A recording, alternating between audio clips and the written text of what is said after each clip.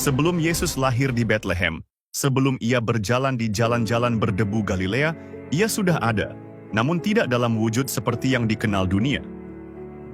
Alkitab mengungkapkan sisi Yesus yang jarang dibayangkan orang. Saat sisi ini disingkapkan kepada seorang manusia biasa, dampaknya begitu dahsyat hingga ia jatuh seperti orang mati. Itulah penglihatan paling menakjubkan dan mengguncang yang tercatat dalam kitab Wahyu. Ini bukan sekadar gambaran pengharapan, melainkan konfrontasi langsung dengan keilahian Yesus dalam bentuknya yang paling murni dan kekal. Yohanes, sang rasul yang pernah berjalan bersama Yesus, menyaksikan dengan mata kepala sendiri. Sang Kristus yang dulu duduk makan bersamanya di tepi danau kini muncul dalam kemuliaan yang tak tertandingi. Tak ada lagi rupa manusia biasa. Dalam Wahyu pasal 1, Yohanes sedang berada di Pulau Patmos, dalam pengasingan. Di hari Tuhan, tiba-tiba ia mendengar suara bagaikan sangkakala dari belakangnya. Ketika ia menoleh, ia melihat sesuatu yang tak mampu dijelaskan oleh akal manusia. Ia melihat seseorang seperti anak manusia, berpakaian jubah panjang, dadanya dililit sabuk emas. Rambutnya putih seperti salju, matanya laksana nyala api, kakinya seperti tembaga membara, suaranya seperti deru air bah. Dari mulutnya keluar pedang tajam bermata dua, dan wajahnya bersinar seperti matahari dalam kekuatannya. Wahyu 1 ayat 13 hingga 16. Apa yang dilihat Yohanes bukanlah simbol, itu adalah pewahyuan. Inilah Yesus dalam kemuliaannya, sebagaimana ia memang ada sejak kekekalan.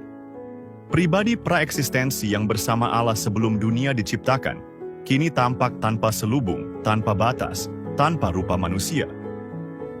Yohanes menulis, "Ketika aku melihatnya, aku tersungkur di kakinya seperti orang mati." Wahyu 1 ayat 17.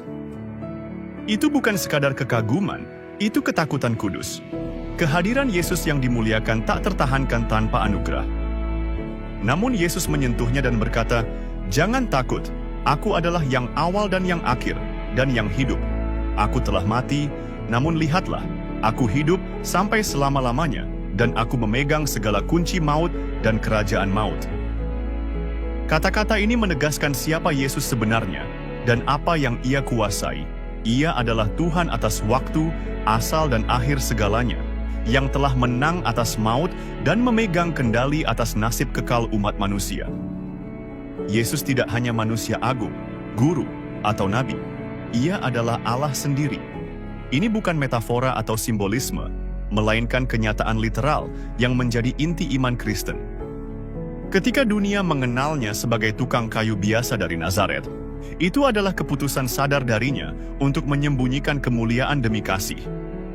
Rasul Paulus menyatakan dalam Filipi 2 ayat 7 bahwa Yesus mengosongkan dirinya, bukan berarti kehilangan keilahian, tetapi memilih untuk tidak menampakkan kemuliaannya.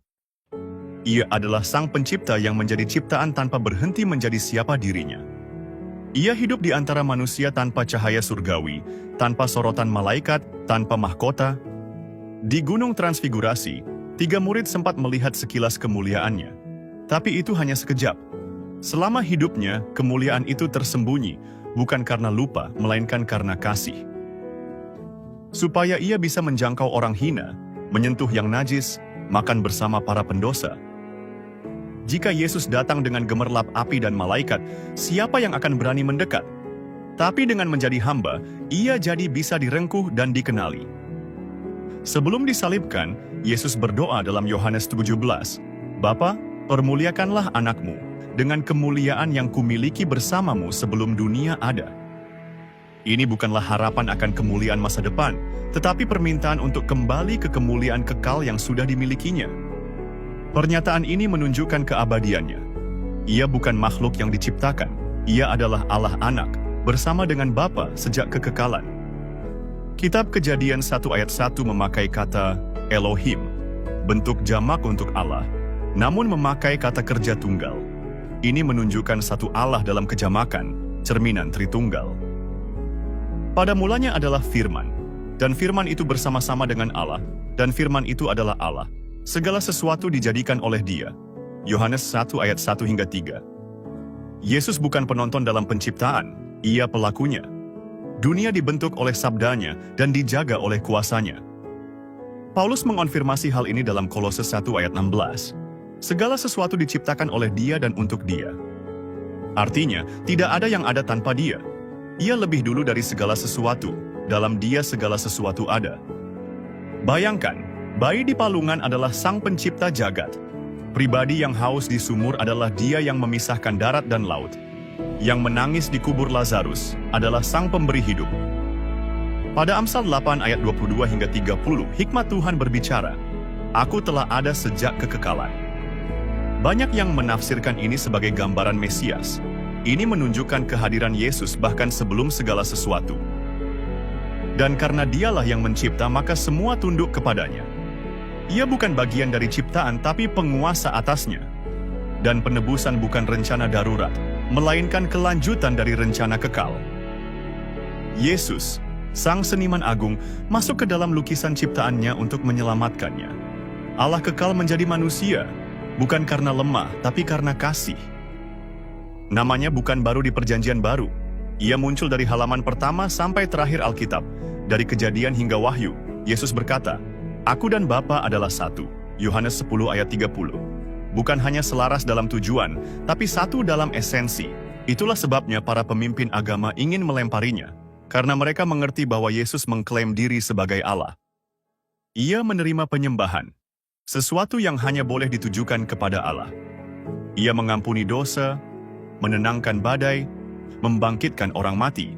Tindakan ilahi, bukan manusiawi. Dalam Wahyu 5, seluruh surga menyembah Anak Domba berkata, "Engkau layak membuka gulungan kitab." Ini bukan simbolisme, ini penyembahan sejati kepada Allah. Kemuliaan Yesus tidak dipantulkan, tapi bersumber dari dirinya sendiri. Malaikat bersinar karena cahaya Tuhan, Yesus bersinar karena Ia adalah terang itu.